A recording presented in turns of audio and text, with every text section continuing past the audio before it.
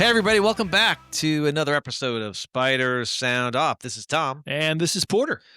And welcome to episode 14. First off, before we get started, Tom, we just released the 2 episodes with Addie Budnick and Katie Hill, and I'd just like to thank them for their time. We recorded that a while back. You have since been all over Europe since we recorded that.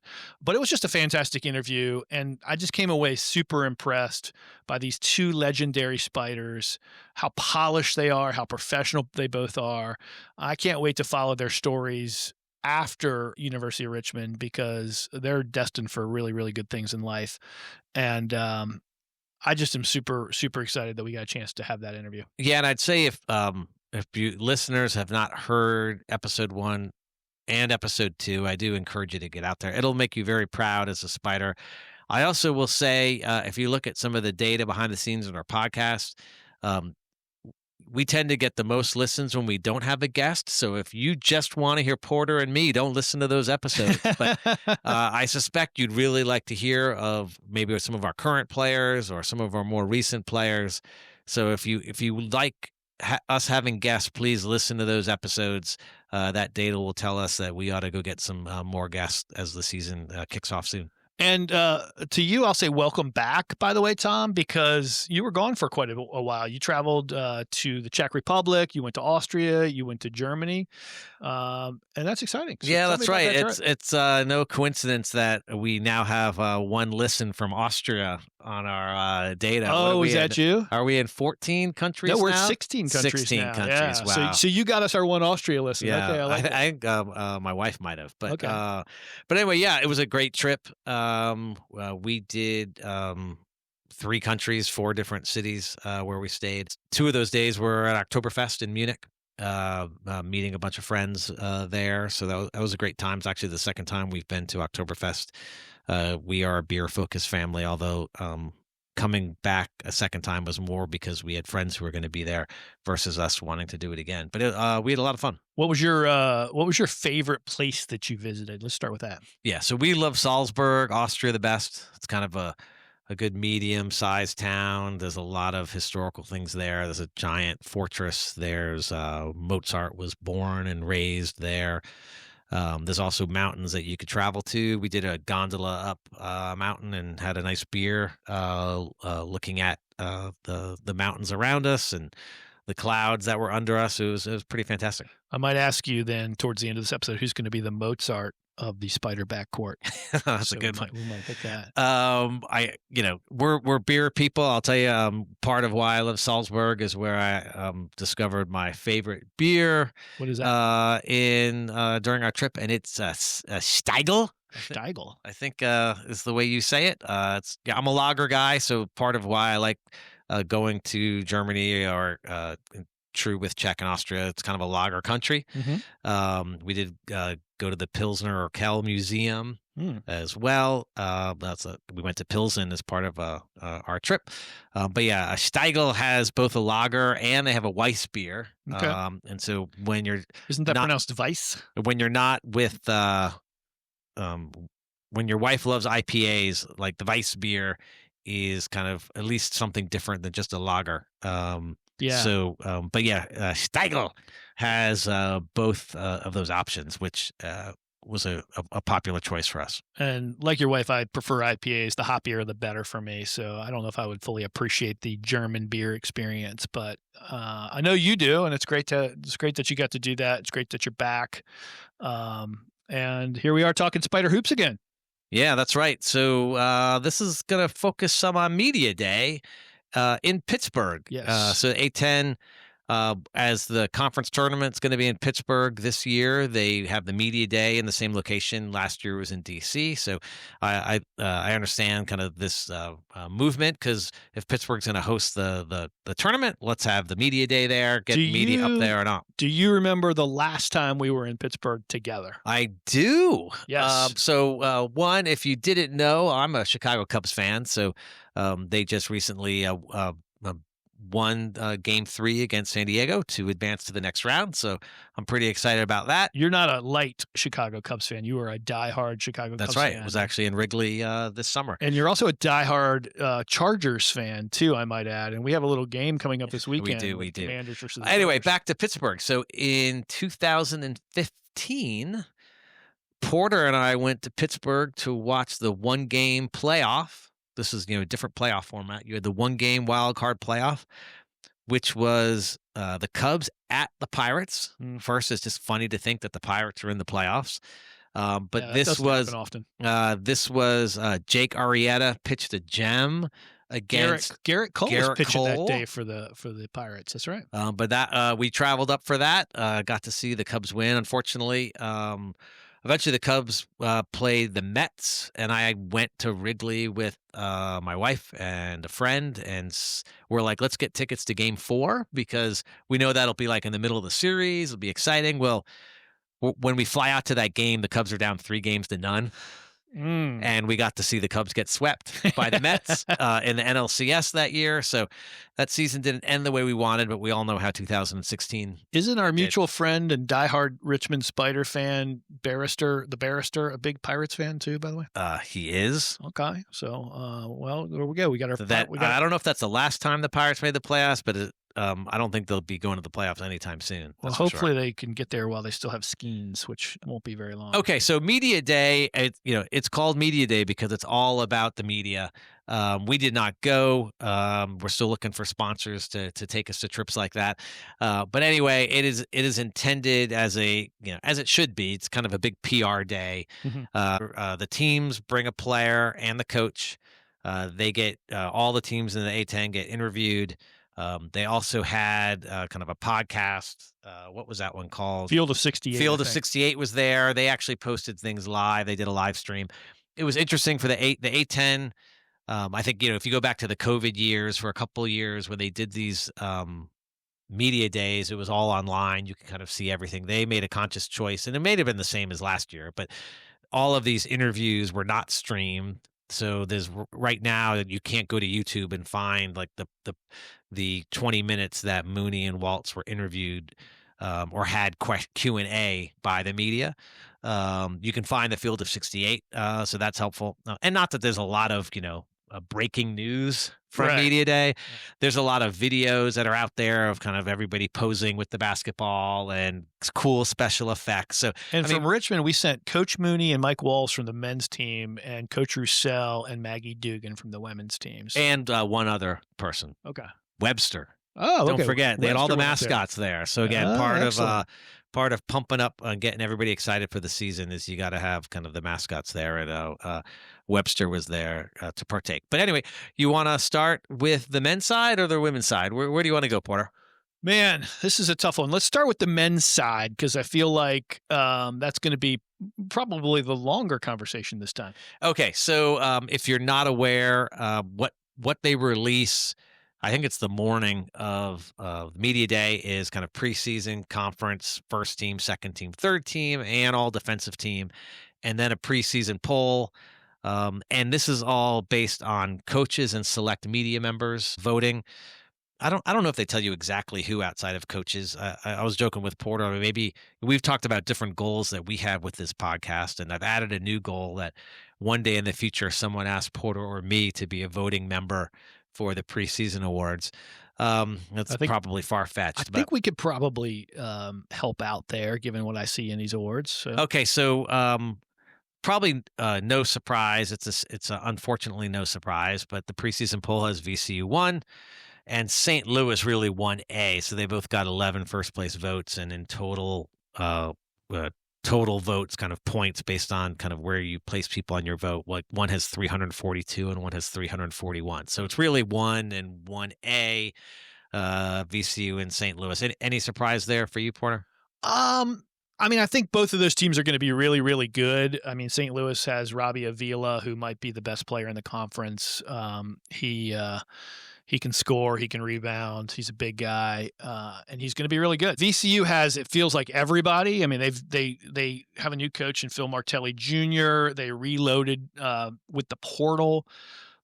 They've got Barry Evans, who went with who had played for Martelli, but Bryant, I think he was at VCU previously too. They've got Keyshawn Mitchell, they got Furman, they got Djokovic. I mean, they got all kinds of players on this team. Ahmed Noel. I mean, Tyrell Ward was, looked like an elite shooter from LSU 2 years back. Jadrian Tracy. I mean, they just got lots and lots of players. So I think VCU has probably the best overall talent in the Atlantic 10. My questions around VCU are, you've got a new coach, Martelli, his success was at a small college, Bryant, and he is now stepping up in class to the Atlantic 10. He's got a lot of new players that he's got to mold, and it's a recipe thing. He's got to put the ingredients together to make a great team out of a bunch of individual ingredients that look really, really tasty. Can he do it?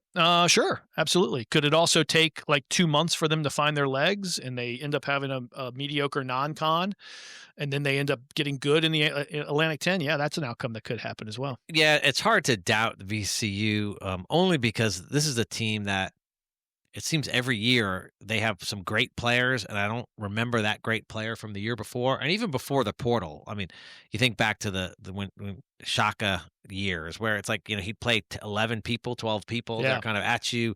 It's kind of back then, kind of furious defense was their havoc, which they don't really go by so much anymore. But still, it's like I don't know who any of these people are that transferred in. I didn't follow Jaden Tracy, but like there's probably five other guys. Jadrian. Yeah, there's probably 5 other guys on their roster who could end up being better than the people that made the 4 players who made the top 3 teams, and because they just throw players at you, and they all seem to be super athletic. They can shoot. Martelli Jr. style too, by the way, at Bryant was he had a very, very fast pace of play. So it would not surprise me at all to see him do like pressure line shifts and just run his depth at teams until he wears them down. They've also got just a really, really tall, big front line at VCU this year. They have lots of options that can play inside. So it's going to be super imperative for teams like us to have all of your big weapons ready, because you need Walls to have really good games against VCU. You need Daughtry back. You're going to need all of the guys that can play inside for us, because they are really, really deep in the front court. So I'll tell you what surprises me when I look at the list. One, like I don't see St. Louis as 1B.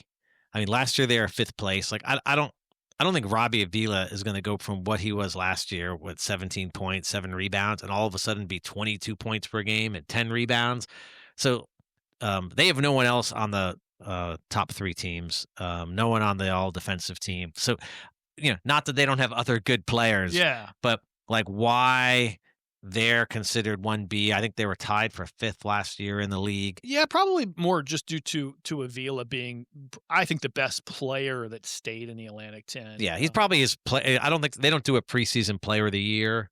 At least I don't think they announced one. Like he'd probably be the one to get that award. That's probably right. So I get it. If you look at teams that we are picked 10th. So before we get to the Richmond 10 ranking. I had mentioned the Bardovic score before, or the rankings before. If you look at that, they're really high on George Washington. Yeah. So they had George Washington right now ranked 59 in the nation. So VCU 49, George Washington 59. I think George Washington is 4th in the Rafael Castro is one of the elite big men in the Atlantic 10, 6'11", 14 points, 9 rebounds a game coming out of last year. He's going to be really tough for them. You've also got Trey Dinkins. He's a guard. He is a scorer. I think, George Washington's going to be tough. And then on the third team, they've got Trey Autry and they've got Christian Jones. They've got 4 players in the top 3 Atlantic 10 all-purpose teams. That's a very deep team, and the George Washington is going to be a tough out. I would probably have ranked, if it were me, I would have put George Washington number 1, VCU 2. I think Dayton is definitely going to be number 3. They've got a really, really deep team as well, led by Keontae Jones, Javon Bennett, Amiel Letang. I don't even know how to pronounce it, but it's going to be good. And then, it's going to be a really, really good kind of team. But I would say it's going to be George Washington 1 for me, VCU 2, Dayton 3, St. Louis 4. And I think that's pretty fair given the talent on those rosters. What I don't agree with is where we were ranked at 10. Yeah, it's interesting. So, if you look at where Richmond preseason has been ranked, um, if you go back last year, we were 7th, and we ended up, I think, last in the conference, or almost last, tied for last. The year before, we were 11th, and we ended up tied for first Yes. in the league. Now, again, this is coaches and media. Neil Quinn, Jordan King, really it's really, overperformed Jordan King what was they thought we was were going to do. player of the year that year. I think co-player of the year. The year before, we were preseason 7th, and we ended up 13th. 2021, we were preseason 2nd, and we ended up 8th. Yeah. So there's a lot of variability here. I do think what that's saying is these rankings are not very accurate. Yeah. But, at the same time, 10th place to me feels a little bit disrespectful. It does, because we have a way better team than we had last year. I mean, it's not even close. And there's some guys on our team that I think are being seriously overlooked. Yeah. So, in a way, what you hope is happening here is that, and it's weird for me to say this because obviously I'm a Spider fan, but what you hope what's happening here is the A-10 is really elevated itself. And so even though we think Johnston should be on the third team, maybe we look at it in 2 months from now and say, like, well, gosh, Johnston's scoring 18 points a game and he looks great. But guess what? All these guys on the third team are looking incredible, and the A-10's having the best out of conference results in a long time, and it's just pointing to this conference being great. And that doesn't mean 10th is the right number. Right. But when you look at the first, second, and third team, Mike Walls was the only one who made any of those teams. He's a third team. And Ford, there's a question I was going to ask you before. This is a really tough one. How many players do you play on the court? Usually basketball. Usually 5 is allowed on the court at any one time. And how many players are on each A-10 first, second, or third team? I'm looking at the list, and it looks like 6. There are 6. Now, there's only 5 on the all-defensive team. But we do Somebody please explain that anomaly to us, A-10. Yeah, that's right. We'd love to know why there are 6 players. And it's not like there's a tie for 5th. Like, there are 6, and I think it's been that way for a while. So it's our 50th anniversary. Maybe they're giving us bonus players. No, it's not new. It's not new. But anyway, I agree with you. Richmond at 10th, it feels like there's not a lot of belief across the coaches or media that Mooney has got the right mix of portal players and returning players to be a top team in this league. Yeah, and I think I think they're wrong, which is why I think you and I need to vote next year, because at the end of the day, we've watched this team play, right? We've seen this team, in action, and it is a team that is ready to compete meaningfully in the Atlantic 10 this year. And I mean, our non-con schedule we've talked about is not great. However, like the players that we have coming in this year, whether it be Johnston, who you just mentioned, or Daughtry, or AJ Lopez, we have some really, really good talent. And to go with the fact that we brought McAltyne back, we brought Walls back, Mooney's got some consistency. He's got some really interesting new weapons to work with. I would be surprised if we finish 10th. I'm not ready to say we're 1, 2, 3, or 4 yet, because there are 4 really good teams at the top of the Atlantic 10. But I could see us finishing 5th relatively easily. Yeah, just some stats. I'm getting this from the Bartervik.com page. They have a very factual stat of what percent of returning minutes do you have. So VCU is returning, and I'll round these, 24% of its minutes. Wow. GW is bringing back 51% of its minutes, and they got a lot from the portal. Yeah. So I think that's a bit of George Washington should have a little more, at least from the beginning, kind of they should be getting more respect. A more gelled team. Richmond has 54% returning minutes. That is the most in the entire league. I somewhat wonder if these stats are right. This says Rhode Island has 0% of its returning minutes. That's right, actually. And LaSalle has 7.5%. They're kind of a bottom team. And Fordham, 2.6%. Those are both teams. If you look at the preseason, Fordham is 14th. LaSalle is 13th. Just a side note, if you're really an A-10 aficionado, this is the first year that we're back to 14 because UMass Yeah. finished their A-10. They were kind of a long-time member. They've left the league. They'll be begging to come back at some point, but now we're down to 14 teams. But Playing devil's advocate and trying to see what was behind these votes, I would say, the coaches who voted against us would have said, well, 54% of minutes of a bad team is still 54% bad minutes. But I would argue the flip side that, like with Mooney's system, there's a lot of nuance to the way he runs the Richmond offense based on Princeton principles. And it takes time for these guys to get good in it. So, like the first time transfers, it sometimes takes a while for them to come up to speed. Now, there have been exceptions. Neil Quinn, Jordan King are exceptions. But I think having 54% of your minutes back in a system that runs this way is a really good thing for us. Yeah. And just as you've heard us high on a lot of our players, a lot of our transfers. I'll kind of just do my hot take here. Johnston's first team, A-10 at the end of the year, and the season's over. Okay, let's jump to the a more uplifting side, the women's team. I think we need to shift to the women's side of the A-10. That's a good news story. Our women's team has 4 players in the top 3 teams, including Maggie and Rachel on the first team, Allie, which we had predicted would be first team all. That's the easiest prediction in the history of predictions. Yeah, but yes, they are both first team. And Allie Sweeney, I was pleasantly surprised she was on the second team. Yeah, that shows a lot of respect. I love seeing that. And if you watch Sweeney play last year, you know why that is. She is really, really good. We've mentioned it. She's a good passer. She's a good ball handler. She's a tenacious defender. She's kind of been in the shadow of Maggie and Rachel, but we talked about her. She's going to, by the end of this year, she's going to really take a step forward in the spotlight and be a leader for our team. And then on the third team, we have Tiara Simon, who's a transfer from St. Louis. Yeah. Is that right? So, I mean, the same, it's different coaches and maybe different media, but she's a known quantity, having already played in this league. I got a question for you, Porter. Mm-hmm. Out of the 18 players that are on the first 3 teams, mm-hmm. we mentioned that the Spiders have 4. I think you know the answer. How many players out of these 18 have won an NCAA tournament game? That would be 3, actually. That is correct. Yeah, because only Maggie, Rachel, and Allie have won an NCAA tournament game. Here's the thing. George Mason almost tied with us in first place votes or in votes. They have 185 total points, 4 first place votes to our 9. They returned 2 first team all A-10 players, Kennedy Harris and I'm going to try to pronounce this, Zariah Walton.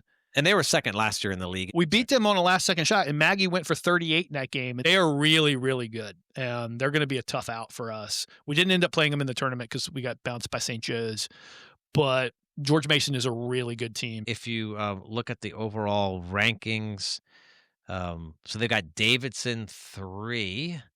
Led by Charlize and Dunn. that Davidson was 3 last year as well. So it's kind of really a 1, 2, 3 repeat is what the media has predicted. Charlize Dunn is an interesting player. She came to Davidson by way of Australia. She's 6'2". I watched her play us in the Robinson Center last year.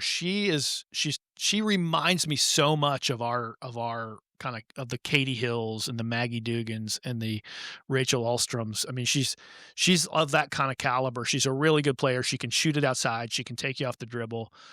So she's a good player, and Davidson's really lucky to have her. So it's hard to look at the women's side and have a bunch of debate on the Richmond players. I don't think we would argue Allie is a first team at this point. Maybe she proves that she's first team this year. Yeah, I agree with that. She's a second team's a great spot for her, and I mean she's only getting better. So maybe next year she's a first teamer. It's very possible, depending on the outcomes this year. No, I think that they got a lot of this really, really, really good. I mean, these are good rankings. These are good players. A lot of them, have been in the conference for a long time. They know what they're doing in this conference, and it's going to be competitive at the top. I mean, Richmond, George Mason, Davidson are all going to be really competitive. Hey, and to all of your all those VCU fans who secretly listen to us and won't admit it, VCU is 11th last year, and they have them at 7th. So congrats to the VCU women's team moving up to 7th. Yeah, at least in these preseason rankings. And you have a first teamer on your team this year. Yeah, that's right. Marianne Azari. Okay, so I think the conversation for us on the women's team still is, outside of Rachel and Maggie and Allie, who are all starters for us last year. We just finished the podcast a week or so ago with Katie and Addie, kind of our other two starters, and it's still not really clear to either of us who's going to replace them. We got interesting, Tiara Simon on the third team, but I don't think you or I think she's a slam dunk fourth best player on our team. I think No, and I this. think I said in a previous podcast, I think Alicia Newell is a top 4 player on our team, but she plays the same position as Allie. So I think you're going to see. So the first thing you got to do is you got to replace Addie Budnick's interior defense, and I mean I think Tiara Simon and Sam Dewey will alternate to try to create some muscle. Also, you got Skyla who could go in there and play the 5. I think those guys will play some 5 inside. I think you're also going to see Tierra try to play that Katie Hill role where she's outside on the perimeter. The other person I can see stepping up is Peyton Richard. She's long, she's athletic, she's got a great 3-point shot. It's going to be a big jump, but she could easily step up and be a starter out there. But then the wild card to me is still Alicia Newell because she's a really, really high caliber talent. And as I said earlier, we got to get her minutes. Yeah, I think what will be fun, assuming coach does something similar, not at the Texas game for sure, but we know in the early part of last year, like he had a really deep bench and played a lot of players, and was trying to figure out kind of who his main bench players were. Because I think he knew who the starting 5 was going to be last year. It's just a matter of who are going to be the key players off the bench. Similar this year, it would be exciting to see our freshmen get some time in the first month of the season. Again, we've got Texas, which will kind of maybe interrupt some of that, but I'd love to see one of our freshmen become a important player for us. Yeah, I mean, this year. you start with Mount St. Mary's at home. I could see Coach Rochelle doing the line shift again, 5-5, seeing what he's got with the second team. And then I think you're going to really shorten it up against Texas on the road. And then you got to go to William and Mary. That's not an easy game. Then you got Columbia at Columbia. That's not an easy game. Then you got Temple coming home to Richmond. That's not an easy game. So last year he started off with a really the team was just like we were shot out of a cannon. This year we've got some really tough games. Nobody will be predicting us to beat Texas at Texas. So, can you get through that stretch 4-1 and kind of figure your roster out? I mean, I don't know, man. Columbia, that's a tough game. Yeah, it's at some point. I mean, we've only seen one practice of the women's team, so we can't say at practice today who are the best 5 or 6 players at practice, and maybe let's put Maggie and Rachel and Allie aside. So who are the best 5 players outside of those 3 in a consistent basis in practice? Obviously, the coaches know.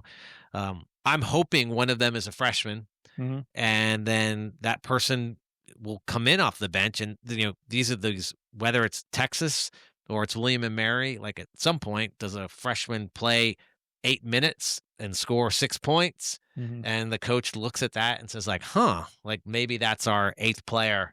Yeah, I think Persichetti and Rain Wright are your best guesses there, in terms of who's going to get early meaningful contributions. I mean, I think Persichetti is going to be a really good player for us. Just watching her in practice that one time, I mean, she's really confident. It's a tough schedule, and being the number 1 seed, kind of pre-conference seed, means that you're a marked team. Everybody's going to give you their best shot in conference. That didn't really bother us last year, as we rolled through conference pretty good, other than one little blip against Fordham.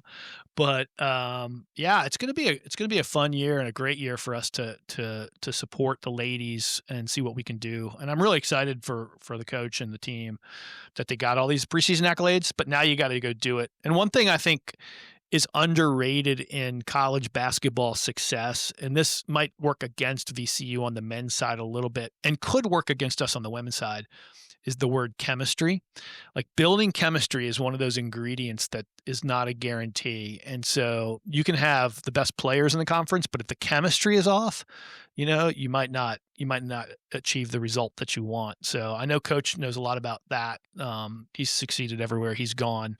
And so that's something I'm sure he's working on, is to figure out how do we get this team to be one unit playing together like he had them playing together last year. Yeah, and it's interesting because I think last year's team, not only was the starting 5 likely pretty clear when the season started, he also had transfers that it wasn't clear. Probably wasn't exactly clear who was going to get minutes because Anna Camden was coming off an injury. We had the other player. I can't remember her name. Was the point guard who was injured for the first month. Oh yeah, Um, yeah, from App State. yeah, from App State. But I think the question was kind of how are these transfers going to fit in? We're not heavy transfers this year. We've got two main ones, in particular Tiara Simon, kind of the biggest name. But I think that's where the freshmen might have more of a chance. Yeah, Faith Austin. That's who you were looking for there from. So that's where I'm hoping. I mean, last year we weren't really thinking freshmen. It was kind of a clear starting five, and then I think which transfers we're going to get in. I think this year we'll have, whether it's sophomores or freshmen, Peyton Richard being an example, or is it Persia Shetty as a freshman? Like, I think some of them are going to have to contribute because we just don't have the depth of transfers that we had last year. And I think last year probably and we kind of heard this on our last podcast with Katie and with Addie, like the leadership the seniors provided, I think was understated in terms of the success that team had, right? This year, that's going to fall on Maggie and Jada and Rachel to kind of lead the team with that leadership to build that community for the younger players. And I think if we do that, I think the ingredients are there to have another really special year for Richmond women's basketball. And I know everybody's really excited about it, but I just feel like we got to get that chemistry right. Got to figure out who that perimeter, defender is going to be. And Maggie needs to remember to bring her shoes. Yes, and Maggie should bring her shoes to all games. Let's not forget the shoes, Maggie. But it is it's going to be a special season. I can't wait for it to start. And I know you're pretty excited about it too. So I can't wait to see what we're going to do. Yeah, we're a month away from the season starting. So we'll have a few more episodes before we get to really talking about the games in the future. Or I look forward to our first podcast where we can talk about games that have happened. Yes.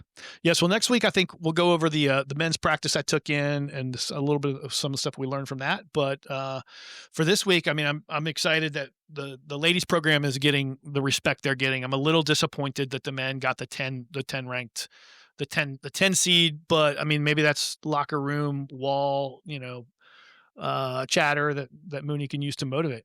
Yeah, and as just a reminder too, if you go to your local beer or wine store, go look for some Steigl. Steigl.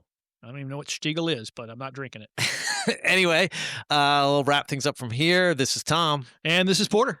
And this is Spider sounding off. See ya.